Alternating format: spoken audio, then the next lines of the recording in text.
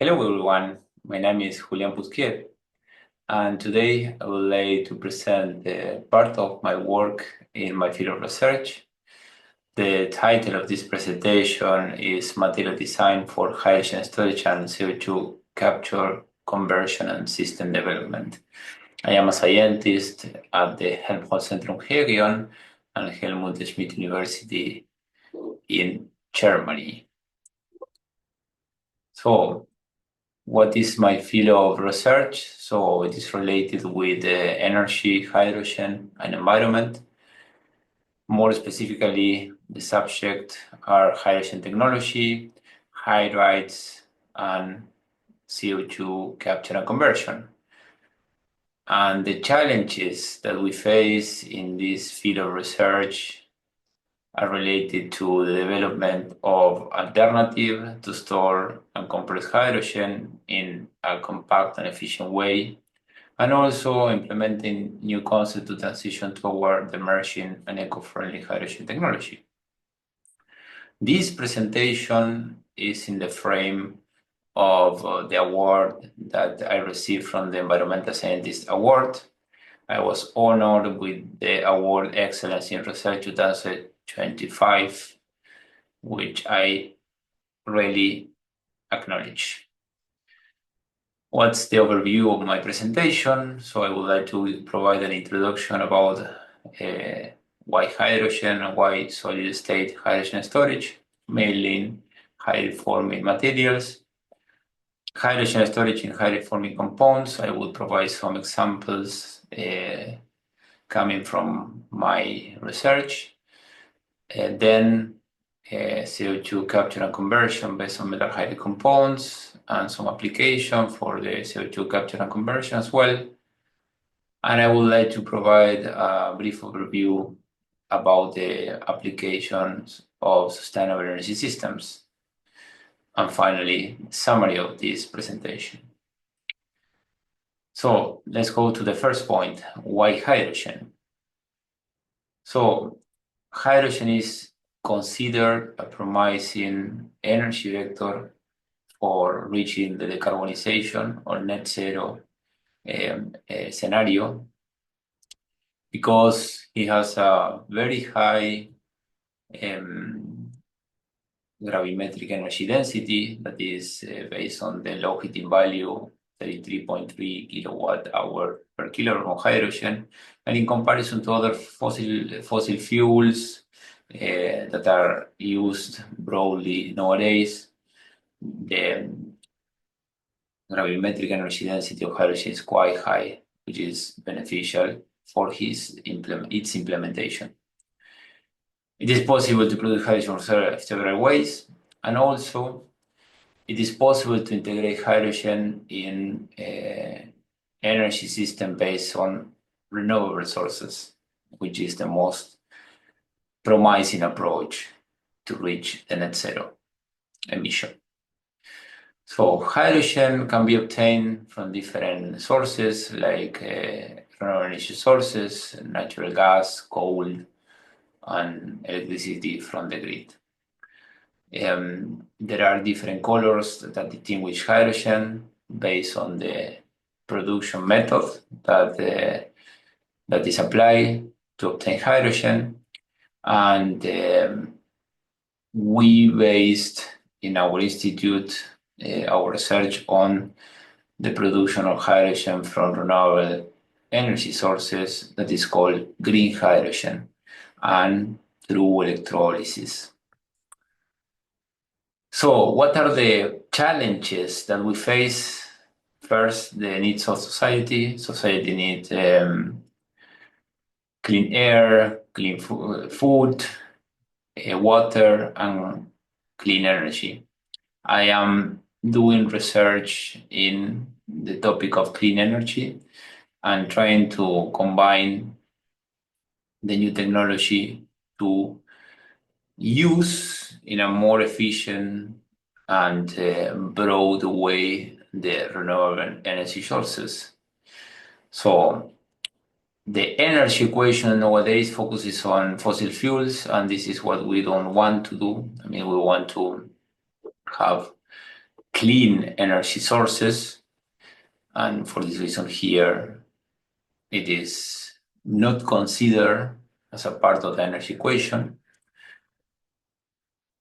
But as said, hydrogen is a good candidate for decarbonization, but there is a constraint. That is the fact that today, nowadays, 90%, 95% of the hydrogen is produced for fossil fuel still. We don't have too much change according to the graph in our energy matrix. The implementation of renewable energy sources has been increasing in the last years, but it's not enough still. We still depend on fossil fuels. So what is the hydrogen that we face to implement hydrogen in our energy matrix? As I said, hydrogen has a very, very good gravimetric energy density, but a very, very low volumetric energy density due to its condition of gas. I mean, it's a light gas under room temperature and room pressure, and in comparison to other probably used fuels, this is a disadvantage. If we consider one of the most promising methods to employ hydrogen and to store hydrogen and transport hydrogen, we should talk about hybrid forming materials. So there are several elements, metals, non-metal, that interact with hydrogen, forming hybrid forming materials, forming hydrides. And in this reaction that is reversible, when one metal or compound or element interact with hydrogen under certain temperature and pressure, it is possible to obtain a metal hydride compound in which hydrogen is bonded to the element or to the compound of the metal and release heat. If we want to have the hydrogen back, we heat up the compound, hydride compound, and then we can release hydrogen, obtain the metal element or compound back. This method is based in chemisorption, and this method presents several advantages in comparison to the traditional hydrogen storage methods. So what are the hydrogen storage methods? First is the compressed hydrogen storage, which is the most broadly used, mainly in mobile applications, in which the molecules of hydrogen are close to each other because are compressed. And it is important to notice that hydrogen here is stored as a molecule. And for this reason, there is a limit to get the hydrogen molecules together. Then the other possibility is the liquid hydrogen storage, in which we can liquefy hydrogen under very low temperature, minus 253 Celsius degrees. This has the advantage that the storage capacity of the vessel is increased, but the disadvantage is that we have to invest a large amount of energy to liquefy hydrogen, and also we had to invest energy to avoid boil-off losses. In comparison to the hydrogen compressed at 700 bars, the energy that we need for liquefying is higher than for compressed gas. So this represents an advantage from the point of view of the energy efficiency. However, we still have to, in both cases, invest energy, a considerable amount of energy, and we store hydrogen in a molecular way. The third option that I show here is the storage of hydrogen as an atom. I mean, in the formation, through the formation of a metal hydride compound. And here, the degree of compulsion is higher because we avoid the intermolecular forces of the molecule, and we just store hydrogen inside the material as an atom, in atomic way. The metal hydrides, as it is possible to see here, or the hydride forming materials, they can work at milder condition than the compressed and liquefied hydrogen storage methods, that is room temperature and mild pressure conditions. So now I would like to provide some examples to show how highly formed material work, and these examples are part from my work as a researcher in this topic. I would like to introduce first a system that has been a matter of research for more than 10 years. That is a complex hydride system that is formed, integrated, composed of lithium borohydride and magnesium hydride, and it's called reactive hydrocomposite. This system is what we call the stabilized system, and at the time to stabilize the system, what is happening is that we combine magnesium hydride and lithium borohydride, and when they react, there is a formation of a compound that is magnesium diborate that is exothermic, and this lowers the stability of the system, mainly the enthalpy of reaction. And also the system presents a high capacity and a lower temperature of desorption of release of hydrogen than lithium borohydride and magnesium hydride. However, this equation that is predicted by the thermodynamic, it doesn't happen when we go to the dynamic condition, that is the weight percent of hydrogen release upon the time. And here we have two reactions. First, the release of hydrogen from magnesium hydride, and then the release of hydrogen from lithium borohydride and the formation of magnesium diboride. And this reaction requires high temperature and certain degree of overpressure. So what is happening in dynamic conditions is that the lithium borohydride reacts with magnesium hydride. It releases hydrogen and forms magnesium, and then magnesium reacts with lithium borohydride, and then it forms magnesium diboride, lithium hydride, and release hydrogen. It is a two-step reaction that is described by this kinetic curve. So we doped this complex system with titanium dioxide, which is a cheap catalyst and is used as surfactant for paintings. And we obtained that just with 1 mole% of this additive, the storage capacity improves even at the same condition that we test the pristine material, the material without catalyst. And this increase of capacity, experimental capacity, is maintained upon cycles, hydrogen absorption, desorption cycles. And moreover, here is the rate of reaction for hydrogenation and then dehydrogenation, and we notice a substantial improvement. I mean, the absorption is faster, quite faster, and the desorption as well, substantially. You can see here the weight percent per second, and the differences between the catalyzed and uncatalyzed reactive hydrocomposite or material.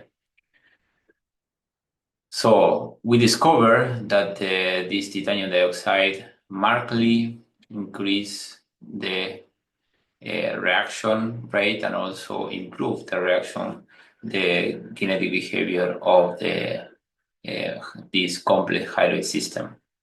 But how does the additive actually work? This is the question that we answer. So here is the answer of the question. So first, we produce the material by a milling process in argon. We mix titanium dioxide with the lithium borohydride and magnesium hydride, and there is the formation of two titanate compounds with different stoichiometry. Then we heat up the material, the catalyzed material, and there is a further reaction between the lithiated titanium dioxide to form more saturated lithiated titanium dioxide. And during the dehydrogenation, when we come from the magnesium hydride and lithium borohydride, And we see the curve that speed up, I mean, the additive to speed up the reaction. What is happening is that first we saw nanoparticles that are core shell nanoparticles. The shell is formed from lithium titanium oxide, I mean, saturated, quite saturated, and the shell is formed from lithium titanium oxide, quite saturated, and the core lithium 0.59 titanium dioxide, which is unsaturated. So what is happening here is that lithium borohydride is reacting with the unsaturated lithiated titanium dioxide and forming saturated lithiated titanium dioxide. And then what we see is a change in the catalyst in the nanoparticle. This promotes the decomposition of lithium borohydride. And finally, the formation of more lithium titanium oxide, saturated lithium titanium oxide. As I said, this improves the speed of reaction during the desorption because it promotes the decomposition of lithium borohydride. So what happens when we go to the absorption phase? So in the absorption, we come from a shell that is of lithium titanium oxide saturated and a core that is unsaturated lithium titanium oxide. And during the reaction, what is happening is the shell is increasing here. So what we notice is these catalysts are reacting as a lithium pump, and they are making possible the early decomposition of the lithium borohydride, speeding up the reaction. So the in situ form core shell lithium titanium oxides nanoparticles act as a lithium pumps for the hydrogenation and dehydrogenation of this complex system. And this is how we could explain the mechanism, this catalytic mechanism. So now we would like to jump to a more practical finding that there was the selection of a material for a practical application. So when we want to design a system, we have to select the highly forming material. What we consider at the time to select the highly forming material is the following. The pressure and temperature ranges at which the material is going to be used, the hydrogen capacity, the stability and the speed of reaction, the cost, the ease of handling before the interaction with hydrogen, and the availability at large scale. So for an application of a large system with kilos of hydrogen, we choose a commercial alloy that is called hydrolloy, that is formed with that is composed of several elements. We choose this alloy because it could work very well with the hydrogen absorption from an electrolyte that is working in the range of 30 and 40 bars. And it could work very well for the hydrogen release to supply a fuel cell that is working between 5 and 10 bars. The temperature levels refer to the heat released by both electrochemical devices. And also, we noticed that the cycling stability is quite proper, keeping a volumetric capacity that is 60 kilograms per cubic meter. So these 60 kilograms per cubic meter are nearby what we can store in a liquefied hydrogen storage vessel, which is quite beneficial because we are under temperature and pressure conditions that are quite mild, 20 degrees and 30 bars. And also the speed of reaction is quite proper. We have the absorption and desorption in about 10 minutes. Then the cost is also proper because we have 60 euros per kilogram of material. We can handle the material quite well in air, and also we have the availability in several tons. So this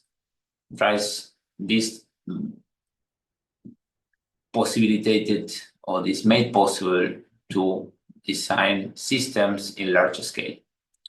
So now we'd like to jump to the CO2 capture and conversion based on hydrogen compounds example of design and characterization.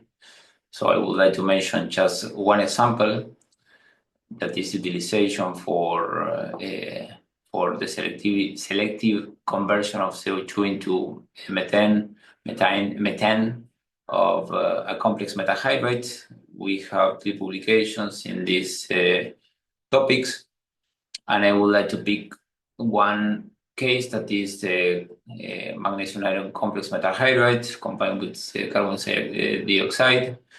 We combine the material with a molar ratio of 4:1, considering the hydrogen inside the complex hydrates. And what we did is heating up the material in this atmosphere, in this CO2 atmosphere, till 400 degrees, till 10 hours, and in hydrogen flow. So you can see here the FTR and XRD analysis. And what it is possible to see that after 1 hour, methane is already obtained. And what we see here in the XRD is that there is an oxidation of the material and also a release of hydrogen from the complex hydrate, decomposing it. And based on this experimental result and also on calculation, thermodynamic equilibrium calculation, we could conclude that during the interaction, the complex hydrate decomposes in magnesium and iron and hydrogen. This hydrogen is provided not only by the decomposition of the complex hydrate, but also from the decomposition of magnesium hydrate. So here we have 2 pathways for the composition of the complex hydrate, one forming magnesium and one forming magnesium hydride. And also we have the decomposition of magnesium hydride at the time to interact with carbon dioxide and form magnesium oxide and methane. And finally, we have the formation of methane from carbon dioxide going through the formation of carbon monoxide. So this pathway was clarified, and we can see that this kind of complex hydrate can be applied as a portable hydrogen source and also as a catalytic source to convert carbon dioxide into methane, and the methane can be used as a fuel. Good. So then, just some examples about applications, sustainable energy system. I've been investigating also the combination of the design of printing microstructure reactors and also the CO2 conversion and the production of valuable chemicals. So this was part of a Marie Curie fellowship that I had in the Institute of Energy in Catalonia, IREC. And we concentrated on the low Fischer-Tropsch temperature reaction with CO2-rich gas. That is, we have been working under this stoichiometric composition, and nearby 200 degrees and 30 bars, more or less, and producing, paraffins, olefins, and all the products that are valuable for the cosmetic industry, indeed. So we design in the frame of this project a microstructure catalytic reactor by a 3D printing of ceramics.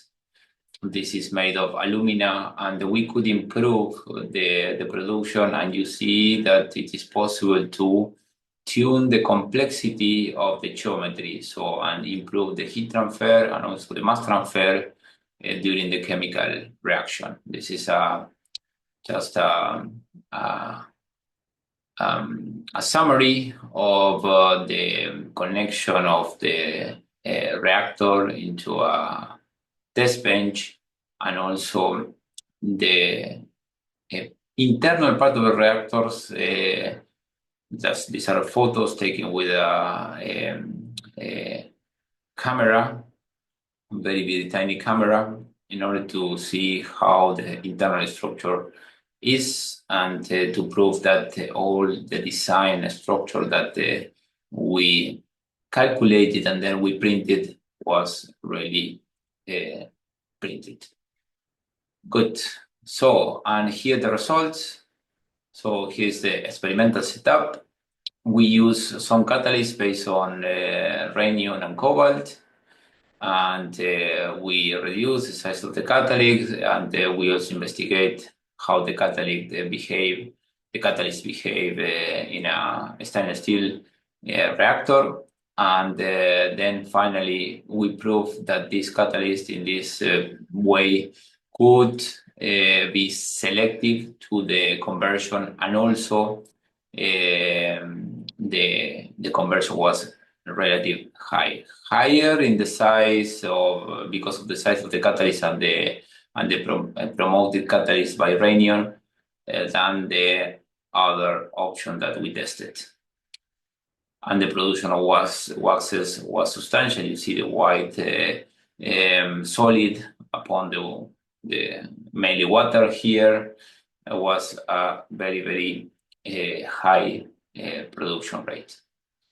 So, and finally, when we tested the reactor, we obtained a very impressive result in which we tested the reactor in different conditions: pressure, space velocity condition, and temperatures.